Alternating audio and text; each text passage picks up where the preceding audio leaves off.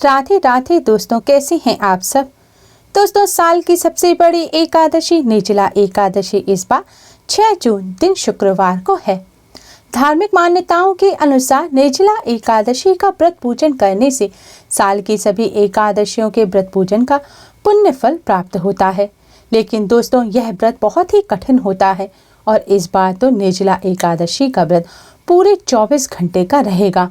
24 घंटे तक ना तो इस व्रत में अन्न ग्रहण किया जा सकता है और ना ही जल की एक भी बूंद आप पी सकते हैं। तो दोस्तों, इस निर्जला एकादशी पर व्रत रखने की कोई जरूरत नहीं है। अगर आप यह एक छोटा सा दान निर्जला एकादशी के दिन कर देते हैं तो निर्जला एकादशी का पूरा फल आपको अवश्य ही प्राप्त हो जाएगा। निर्जला एकादशी का दिन साल में एक बार आता है। इस दिन का लाभ अवश्य ही उठाएं। यह दिन भगवान लक्ष्मी नारायण को प्रसन्न करने के लिए बहुत ही ज़्यादा खास माना जाता है। निर्जला एकादशी पर किया गया एक छोटा सा दान आपकी किस्मत को बदल कर रख देगा। आपके जीवन में चली आ रही सभी परेशानियों को दूर कर देगा। निर्जला एकादशी का व्रत अत्यंत ही कठिन होता है। इस व्रत में एकादशी के दिन से अगले दिन पारण करने तक यानी कि व्रत खोलने तक जल भी नहीं दिया जाता। अन्न और फल के साथ इस व्रत में जल का भी त्याग किया जाता है। इस व्रत में जल न पीने की वजह से ही इसे निर्जला एकादशी कहा जाता है। इस व्रत में ना तो भोजन किया जाता है, ना ही पानी पिया जाता है और ना ही फलाहार किया जाता है। वैसे तो वर्ष की सभी एकादशी तिथि अपना अलग महत्व रखती हैं, लेकिन निर्जला एकादशी का विशिष्ट महत्व माना गया है। इस व्रत को करने से सभी एकादशियों के व्रत के बराबर पुण्य फल प्राप्त हो जाता है। धार्मिक मान्यताओं के अनुसार निर्जला एकादशी का व्रत नियम और निष्ठा के साथ करने से मनुष्य को जीवन में सुख और यश की प्राप्ति होती है। इस व्रत को करने से अंत में मोक्ष की प्राप्ति होती है। इस एकादशी का व्रत करने से साल की सभी एकादशियों के व्रत का फल प्राप्त होता है। साथ ही साल की और एकादशियों के व्रत ना रखने से जो दोष लगता है, एकादशी पर अन्न खाने से जो दोष लगता है वह भी दूर हो जाता है। निर्जला एकादशी का व्रत करने से भगवान विष्णु मां लक्ष्मी की कृपा से सभी मनोकामनाएं पूर्ण होती हैं। दोस्तों, निर्जला एकादशी के दिन व्रत और पूजन के साथ ही दान का विशेष महत्व होता है। माना जाता है निर्जला एकादशी पर किया गया दान अक्षय पुण्य प्रदान करता है, अर्थात इसका पुण्य कभी भी छीन नहीं होता। निर्जला एकादशी के दिन कुछ चीजें ऐसी हैं जिनका दान करने से गौदान और स्वर्ण दान से भी अधिक पुण्य फल प्राप्त होता है।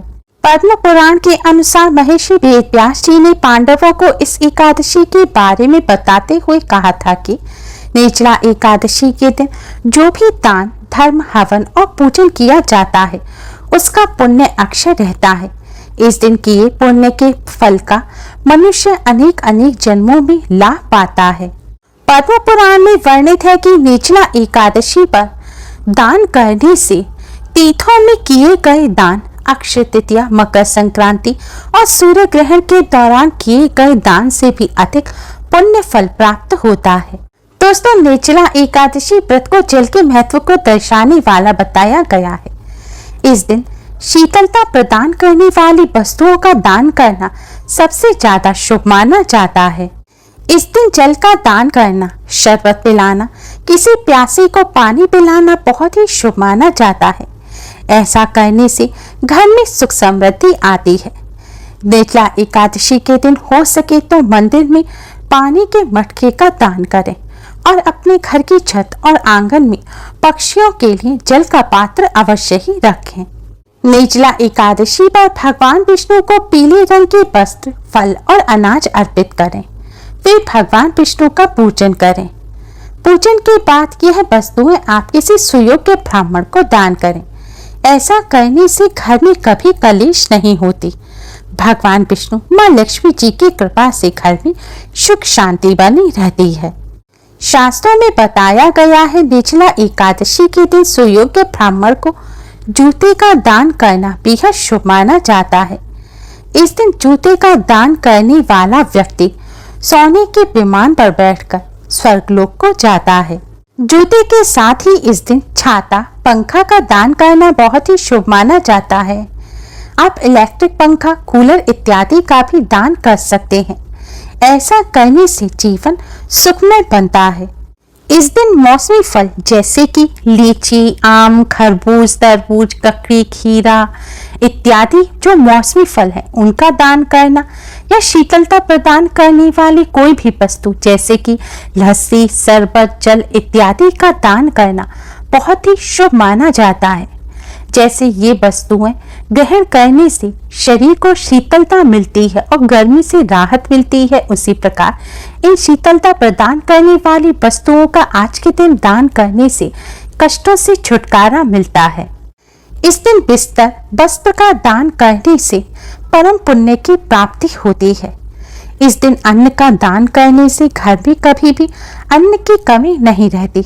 लेकिन ध्यान रखें, अन्न में आज के दिन चावल और जौ का दान भूलकर भी ना करें, क्योंकि निर्जला एकादशी के दिन चावल का इस्तेमाल करना वर्जित होता है। इसलिए भूलकर भी चावल या जौ का दान ना करें। और ध्यान रखें, अगर आप शरबत इत्यादि का दान कर रहे हैं, जैसे सत्तू का दान करना भी बहुत शुभ होता है, लेकिन ध्यान रखें सत्तू जौ के नहीं होने चाहिए।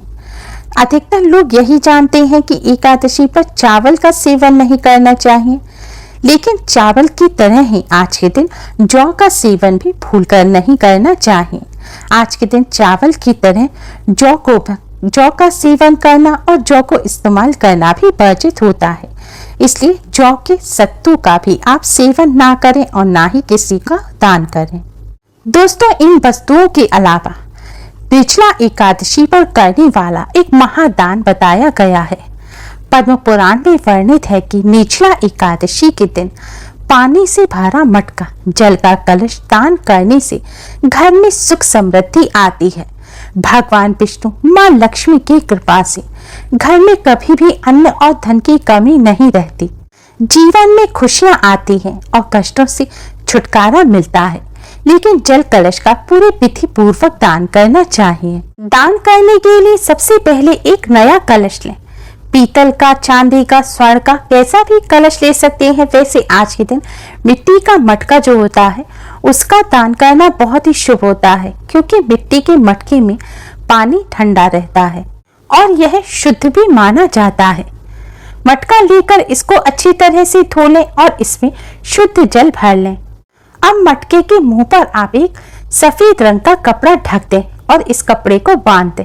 ध्यान रखें, आपको इस मटके का मुंह सफेद रंग के कपड़े से ढकना है, इस पर ढक्कन नहीं लगाना। कपड़ा भी नया कोरा होना चाहिए। अब आप इस कलश को अपने मंदिर के सामने रखें।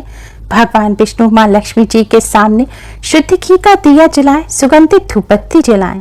किसी फल मिष्ठान का भोग लगाकर भगवान विष्णु, माँ लक्ष्मी का पूजन करें। दोस्तों, पूजन से पहले मटके पर जो सफेद रंग का कपड़ा है उस कपड़े के ऊपर आप शक्कर रखें।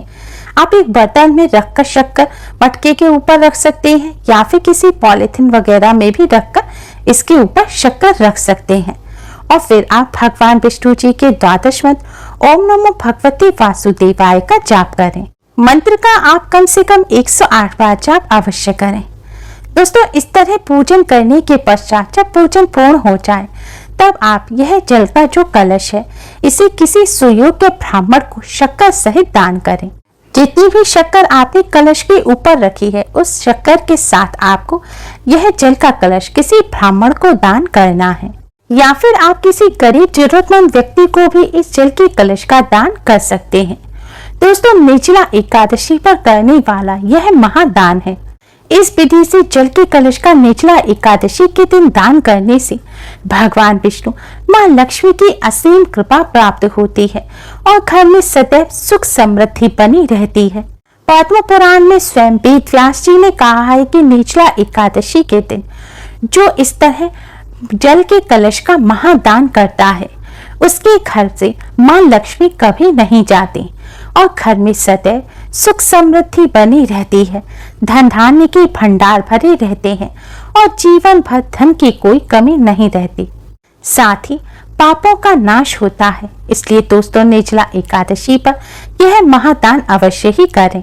उम्मीद है आपको हमारी वीडियो पसंद आई होगी। प्लीज लाइक करें, हमारी इस वीडियो को अपने फ्रेंड्स और रिश्तेदारों में ज़्यादा से ज़्यादा शेयर करें, जिससे वह भी इसका लाभ उठा सकें।